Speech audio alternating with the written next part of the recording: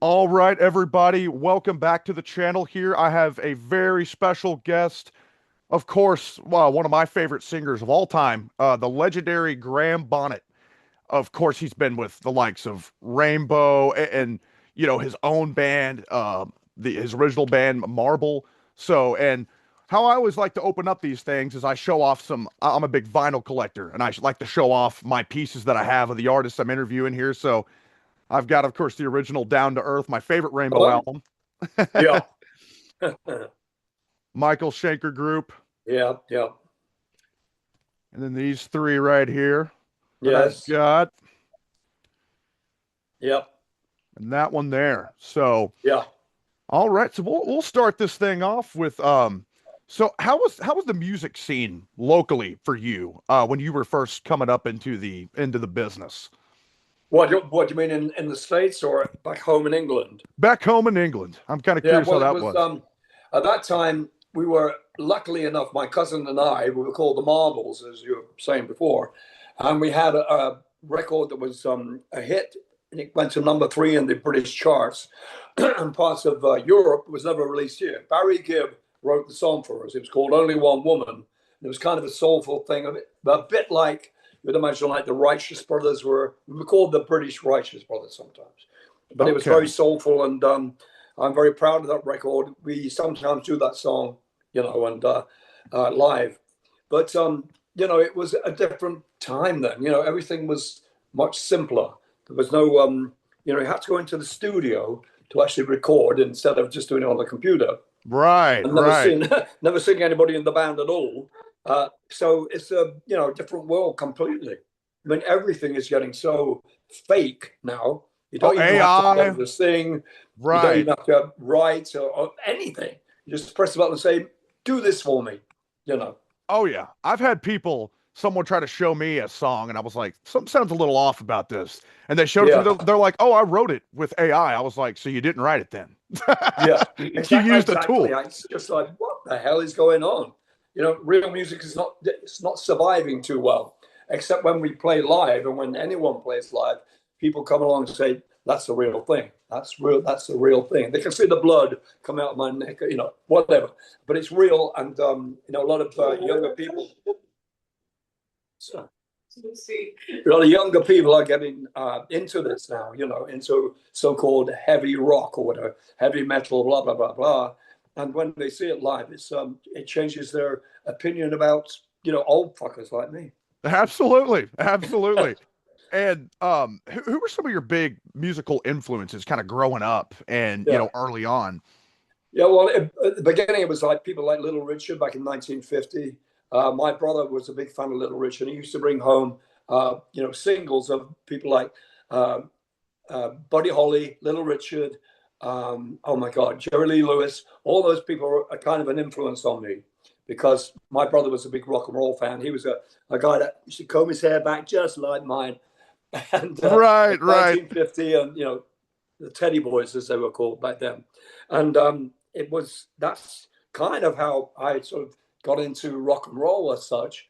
But originally, when I was I don't know, about 5 or 6, I used to listen to the radio all the time, and be a lot of singers on there like Mario Lanza, opera singers, who are doing all this stuff. And I would walk around the house copying, say, Mario, opera singers, doing all that. My mum and dad thought it was so funny, and I kept it up. It's part of my act as a kid. Right. That's my act as a 5-year-old. So that's what I did, and they encouraged me all the way up to to the Marbles days. And when we actually first started so-called, recording, my cousin and I, it was amazing. I didn't think anything would happen to the song. We did, but amazingly enough, it was out there and it became a hit all over the world except here. It was never released here, but I know it would have done well because you had like the Beatles out here, Peter and Gordon, and oh God, Homer's Hermits. I'm going, why not us? Because Right. ours was like a soulful song. It was R&B basically. It Right. wasn't, Very hooky too. Very hooky. you know the song. Yeah, I've listened. I've not heard the full album, but I've listened to some tracks here and there off of it, Yeah, and that particular song, yeah, and I like it. It's really good. I yeah. think I it was mean, a it's gem. soulful, and Absolutely. we put a lot of work into it, Trevor and I, my cousin, and we were so surprised when it was never played on the radio for a while. Then we're going, what's happened? We made a great record.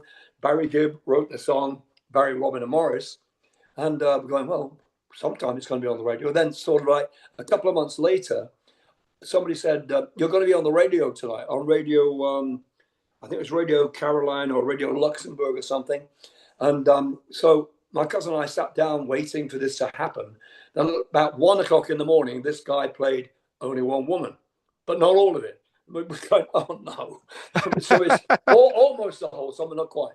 But after that, it became well known through, in England at least. And we did pretty good. We did a lot of TV, Top of the Pops, etc. And we did really, really well. And I'm always thankful to Barry Gibb and the brothers for writing that song for us because it was brand new and it wasn't, a Bee Gees cover or anything like that. They Right. wrote it just for me and Trevor, you know. Absolutely. Is that how Richie Blackmore kind of, you got on the spotlight for him to, for you to get involved with Rainbow back then? Yeah. Yeah, it was. What was happening was they were recording in Switzerland, and when it got boring, as the night went on for everybody, they played what's that tune or something on the, they had a cassette machine. Yeah. Cozy had that, and he had all these songs on this tape, and my song with Trevor came up. Only one woman. No, and Richard said, "Where is this guy now? Where is he?" Because they were looking for a singer. They were auditioning. Apparently, they'd auditioned 80 people Wow. for the new singer after Ronnie Dio left, and I couldn't believe 80 people. Good grief! And anyway, he said to he said, "Where is this guy now?" And Roger Glover was working with Mickey Moody with White Snake, and we were all managed by. I was managed by the same people they were managed by, and so Roger Glover called me up and said, "Will you come over and audition for Rainbow?" Who I didn't know who the hell Rainbow was, never heard of him, because there was nothing on the radio about Rainbow. It was always Right. it was Deep Purple. I knew what Deep Purple was and Led Zeppelin and all that, but Rainbow, what's that? So I went out and bought some albums because they asked me to learn a certain song, which was a song called "Mistreated," and that was my party piece for the day. So I went Yeah. over there and did my audition and kind of got the job. That's how it kind of, in a nutshell, that's how it worked. And I'm very pleased that I changed my opinion about so-called heavy rock. Very much so. No, Absolutely. I didn't know what it was. I'm going, well, what's metal? What is it? And basically it's the same as I'm doing right now, but it's with a different. It's all sort of sort of classical sounding. Yeah, just kind of amped up a little bit. I've Yeah, heard that comparison a lot, where people are like, really, if you strip down the songs, yeah, they can be kind of have some classical elements and bluesy yeah, elements. So that's absolutely. definitely true. Yeah. And how was it working with Richie? I've heard he's just awesome to work with, and just and y'all had, I mean, from I've seen videos live and just the record itself. There's just a Mm. chemistry it seemed there that just seemed to work. I love the record. Yeah, I mean, he was the only thing he didn't like about me was my hair. It was always, it was a hair thing. Give me lots of hair, and but it was either you have me for my haircut or for my voice. What is it? Right. Haircut, all this, and obviously they chose correctly. Well, he did, I should say, but everybody else in the band thought it was so funny that he had this thing about my freaking hair. Because I was going, what the hell? What's up with it? That is odd. Yeah. Yeah. And one day I went out. We went shopping in Scotland somewhere, and I saw a barber shop, and my hair was getting kind of scruffy looking for. When you got short hair, you always had to have it cut. So I said to my ex-wife at that time, "I'll go and get my hair cut over there while you go out and look around Edinburgh." And so I did that, and then we had a gig that night, I think, and I went on stage, and Richie was there. All had the intro, and then I ran on stage, and he almost his jaw almost hit the floor. It was like, it was like, And then he hid behind the Marshall stack and was playing behind the Marshall stack for about 4 songs, I think. It wasn't the whole show, but it's like, what the Wow. hell is he doing? So that was, something I didn't understand what was happening. And I think Cozy or someone said, it's because your hair's short or something. Anyway, next day we were called to Rich's room, all of us. And we went in and we said, what's up? What's the matter? And he says, it's Graham's hair.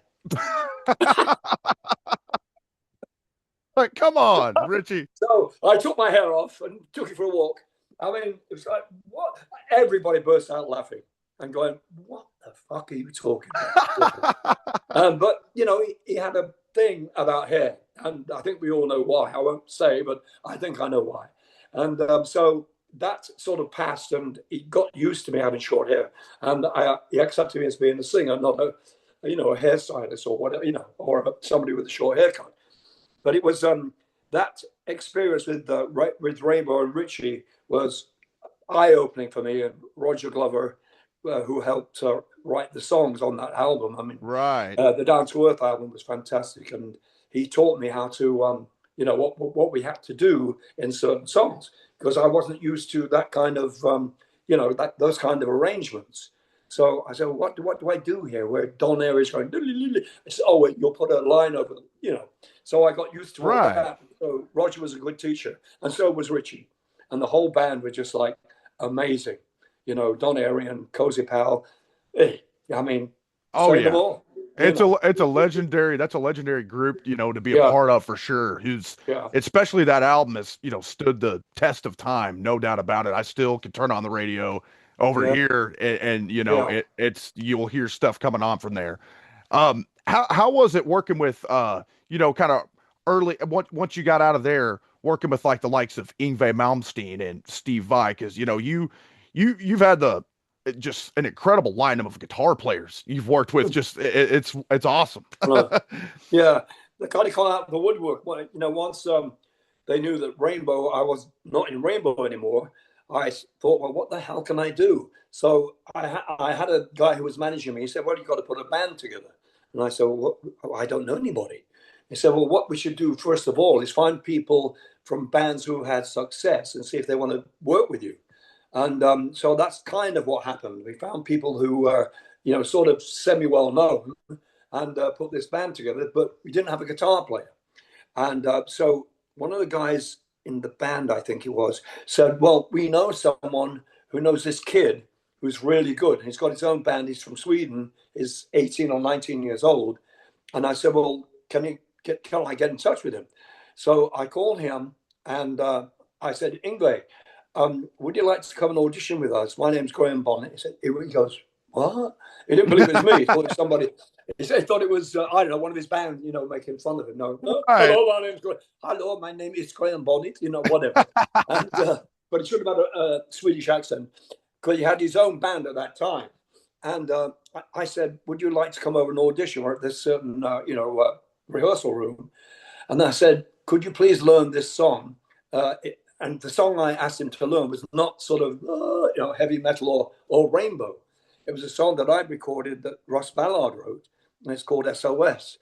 And I said to, because it's not widdly, widdly, widdly time. It's just Right. playing the freaking song properly, And Exactly. he learned it, and he came into the room, and he's like, wait a minute, it's Richie Blackmore. He had the same outfit as Richie Blackmore wore on stage.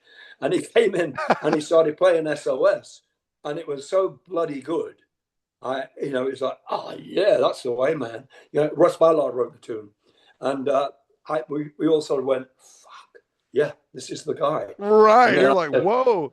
yeah, and then I said, well, okay, let's do some Rainbow, and he was note for note doing Richie's stuff. He was a big Richie Blackmore fan, obviously, but he was perfect. Absolutely. Absolutely. Yeah, And I mean, I've even seen where he's done, a cover album. I think Inspirations is what it's called, and he played a lot of Rainbow stuff. So that definitely makes sense that he walked in there, and his style modeled after Richie Blackmore and yeah, everything. yeah, yeah, yeah. What about with Steve Vai? How did that kind of come about? Well, then it was one of the band. Our drummer Jan Uvina, knew of Steve Vai. He knew Frank Zappa, so it was like he knew Steve Vai was leaving or left Frank Zappa's band, and he knew what kind of a player he was. And that's how we got in touch with him. And he came along, rehearsed with us, and we're going, oh, bloody hell. This is a guy that's totally different from anyone, Right. because he played the guitar like a piano. And go, what the hell's he doing? At that time, it was something completely new. Nobody sort of took their hands off Yeah. doing that. He was doing all this. I'm like, Jesus Christ. And it was just amazing. And I enjoyed writing songs with him very, very much because it was different. He wasn't straight ahead. It was always like taking the left turn when you think, well, maybe we should go straight ahead here. No, no, no. We'll do this. Go sideways on this song.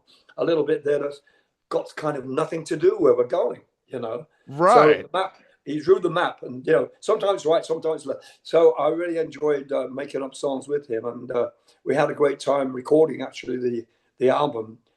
Me and him went into a separate studio while the other guys were doing their bit with Eddie Kramer. So Steve was really much into my voice and what we did with the guitar and voice. So we went into a separate part of the studio in Cherokee here in LA, and we put the vocals together most of the time. But Eddie Kramer later did actually, manipulate things. But that was just a great thing for him to do, because he said, "Well, look, I can." He had all these great ideas for me to do Right. certain things. So because of his guitar playing, I was kind of doing guitar parts sometimes. But it was great. That second album is my favorite album with Steve playing. It really is, Me because too. I think Me that by too. that time we developed our own thing, our own sound. Whereas the first one was kind of like Rainbow Revisited, sort of. Right. With Ingve playing, there's nothing wrong with that at all, because it worked. Oh But yeah. but to do something completely different, as they say, this was amazing, absolutely amazing, and we got on really, really well, me and Steve, and yeah, so we sort of wrote a lot of the songs together at his house sometimes, or at mine.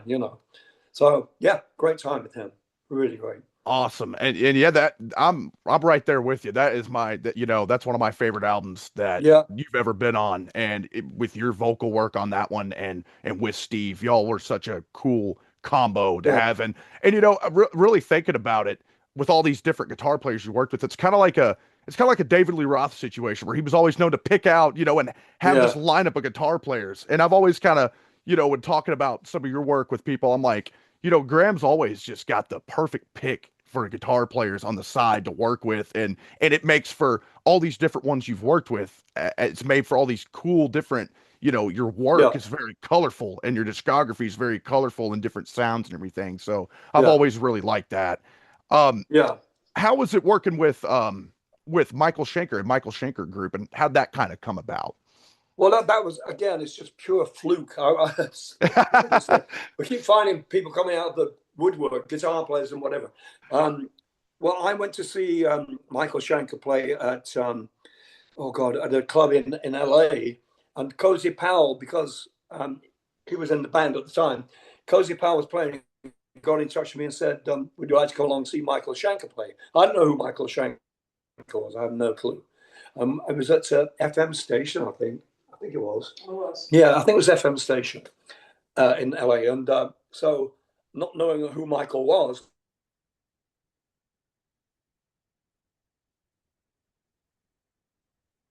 yeah, the Michael Schenker thing. Yeah, so I what did I do with that? I didn't rehearse it or anything. I started writing songs with him. I got a tape in the mail when I lived in a place called Calabasas, and it was from Michael Schenker, and it said urgent, please something, please write something or whatever. And I went over to where Michael was rehearsing with the band with Cozy, and started to make up tunes with them eventually. But then one day, Cozy had an argument with Michael, and Cozy was gone. I was like, oh, fuck, what the hell? It was such a shame, Yeah. because Cozy was my friend. And then suddenly he was gone, and we started over again. And I sort of I said to Michael, what do I do with these songs? He said, well, Graham, you write the lyric and the melody, because I can't do it very well in English. I said, okay, that's no problem. So I actually, from Michael saying that, I started writing everything, everything out and really experimenting how far I could go with words and melodies. And it was again a good move for me, really good. Absolutely. And So that's there, another one. Yeah, yeah.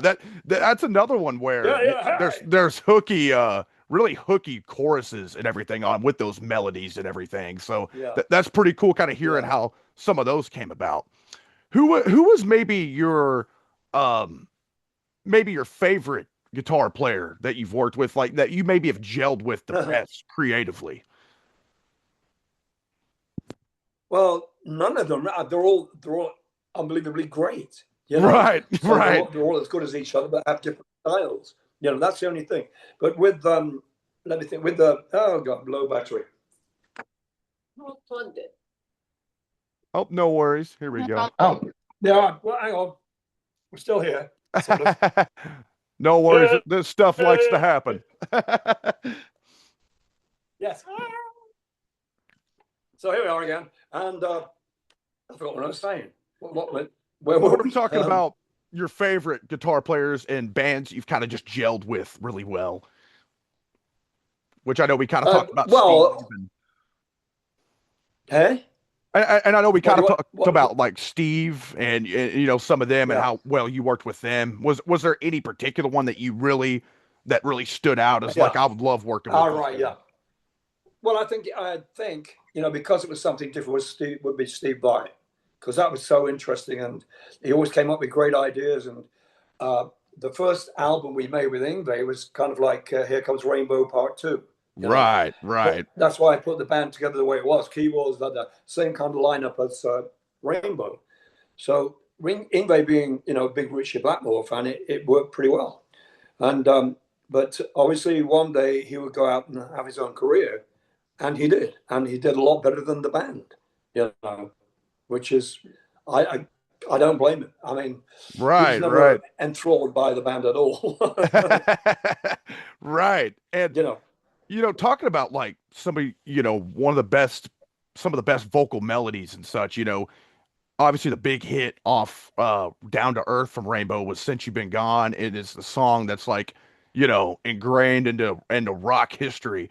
How did you go yeah. about writing that song and getting those melodies down and just putting that thing together? Which one? Since Which You've Been song? Gone. Didn't write it. That was sent to us by Ross Ballard, who's Oh, written wow. loads of songs. He was in Argent, Hold Your Head Up. Yeah, yeah. He was the singer in Argent, but he's written songs for millions of years, and he had his own Since You've Been Gone out back in 1970 something.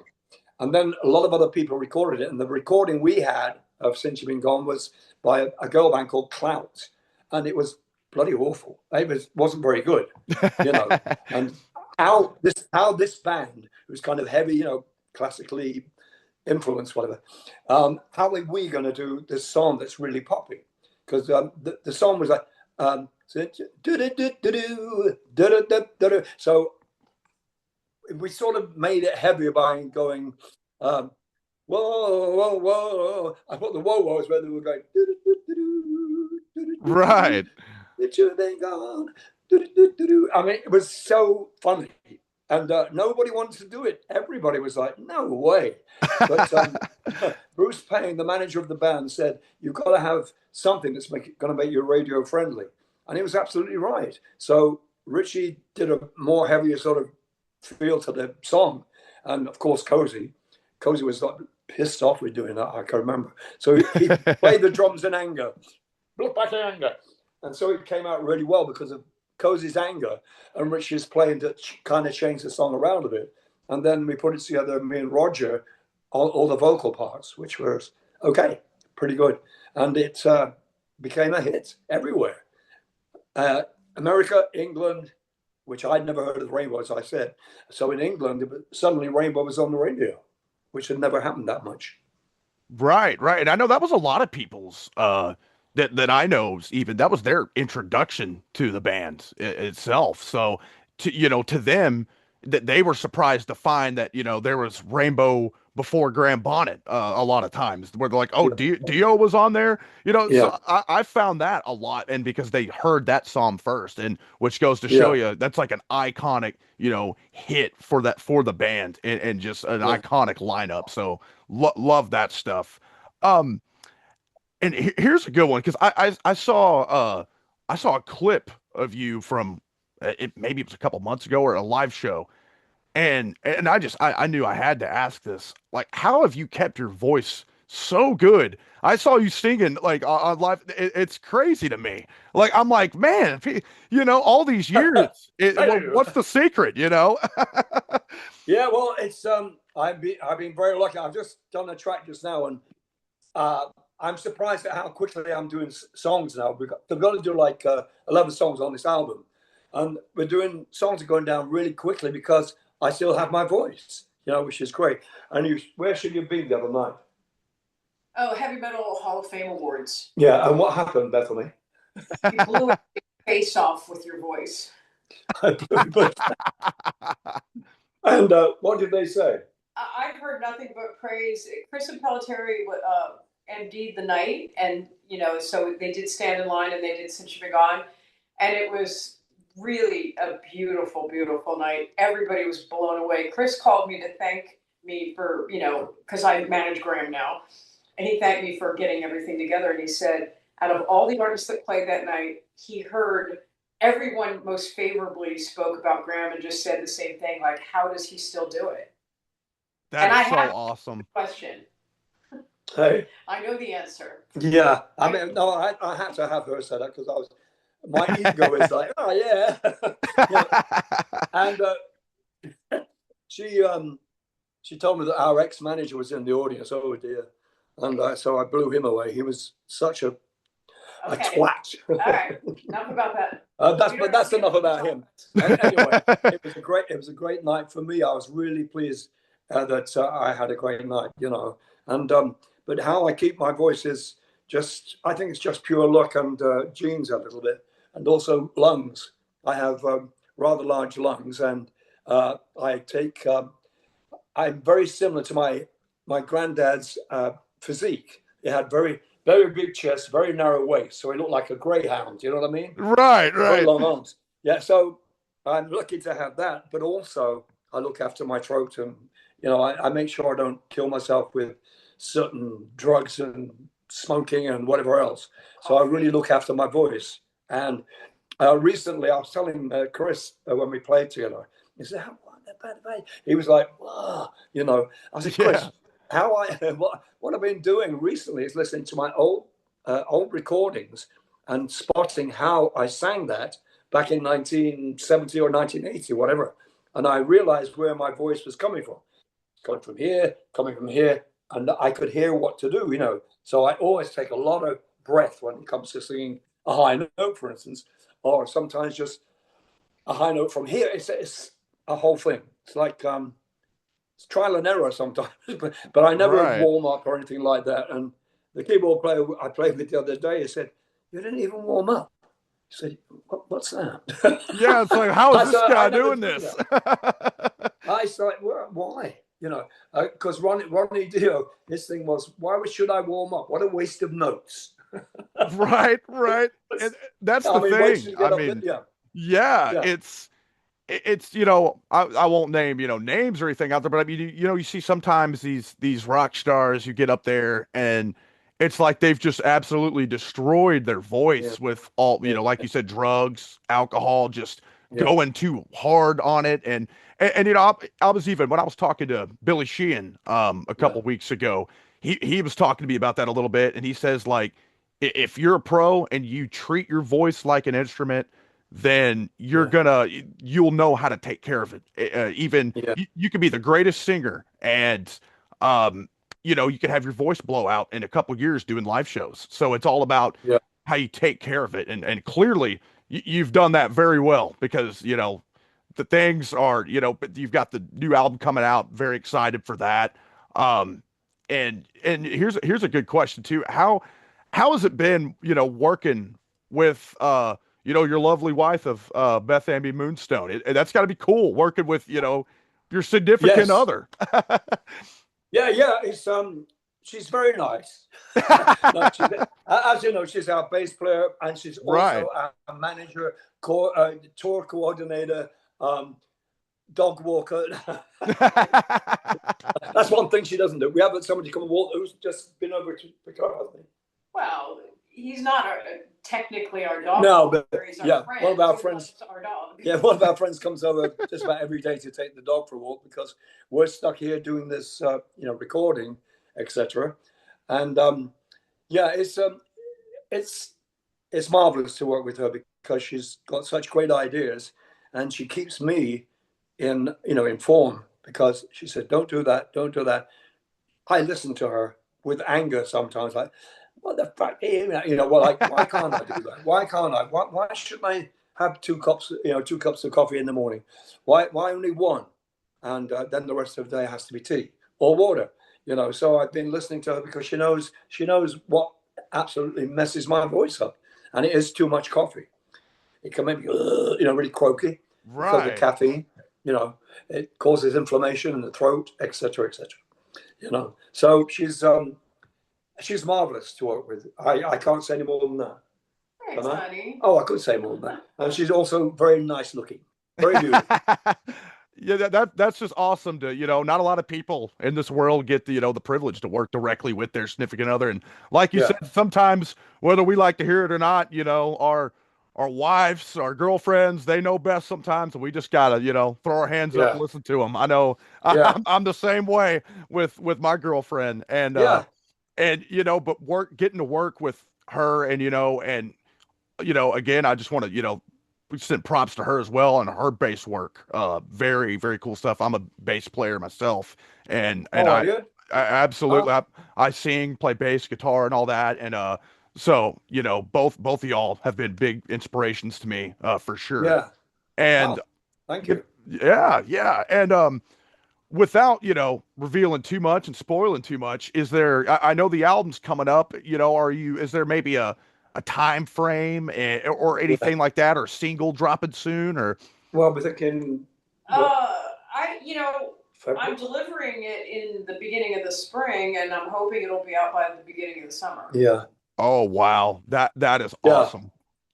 We've got a lot. Yeah. We've had talked about since you've been gone. Russ Ballard sent us 3 songs to choose for the album.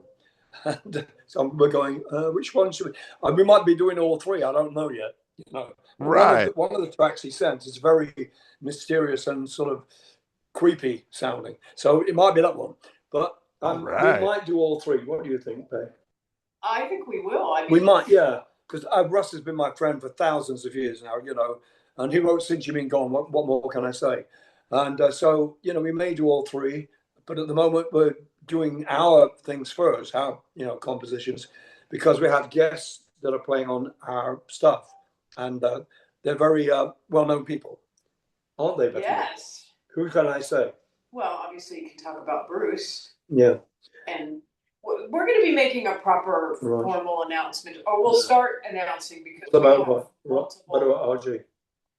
No, I don't think you should say anything yet. We're going to Okay, start yeah, announcing. okay. I got you. So I I can got you. say, but yeah, one person who's actually it's the song where I've just listened to before I came out here to see if I can do anything better on the track is Bruce Dickinson. So he's Oh singing wow. half of the song. Yeah. So he's got one half of the song, I have the other half. So the two of us together, it's a great blend. I can't tell you. It was just perfect. So he takes the end of the song and I go on the first part of the song. So he takes it out to the end and then we kind of both come in at the end, weaving in and out with our chorus vocals, So Yeah. he did it, and his heart is in this bloody thing. I got a Conrad. I didn't go to the recording session when he did the song, but Conrado, he had our guitar player. He took pictures of him, as he was singing the thing, and he said doing the whole. It's like he was on stage. Yeah, Bruce, he it's like, gets into it. he's doing all these operatic bits, and it's fucking great. I mean, and it's so kind of him to just do this for him because he never does sessions ever. He doesn't do sessions. Right. I didn't ask for money either. Yeah, that's awesome. I'm looking Yeah, forward to hearing that, with I mean yeah, that's like a dream team, both you and him are yeah. two of my favorite It is. vocalists Yeah. ever. So we have a So, couple of more people that you'll be very happy to hear are doing something on our songs. Yeah, which yeah. I'm like over the moon about. Well, you'll find out who they are later. Absolutely. So stay tuned, everybody, for that because and keep Yeah, on the lookout as Graham reveals more about this new album that's going to be coming out. Cannot wait. Looks like again about what the summertime when a single will drop or so. yeah, yeah, yeah. I So think yeah. that'll be awesome to hear. And with that being said, is there anything you kind of want to plug or anything else? Any live shows you got going on coming up, or is it What's mainly say just anything? studio? Well, we did just put out the live DVD, which is I think what you saw, and that's it came out Oh, last month on Frontiers. Right. The new album will be out in the summer, and we're going to be touring in Europe starting in May. All yeah. right. All right. Got So it. good stuff. Lots of exciting stuff coming up. Yeah. That is awesome. Well, I appreciate you guys coming on here and everybody, comment down below your favorite songs where Graham Bonnet sings on because he's been with a plethora of bands and has a very colorful discography. So everybody down there comment that and like, subscribe and comment and thanks so much for watching guys. Okay. Thank you, man.